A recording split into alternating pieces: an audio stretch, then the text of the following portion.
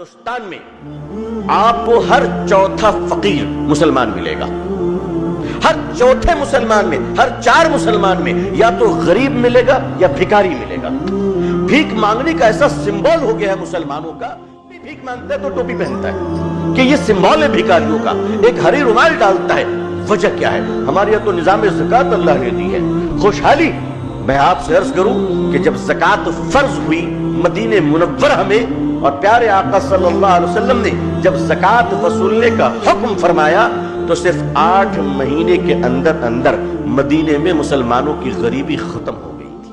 زکوٰۃ کے نظام سے آج 75 سال ہو گئے، ہماری غریبی ختم کیوں نہیں ہو رہی ہے؟ یہ ہمارے زکوٰۃ کے پیسے جا کہاں رہے ہیں؟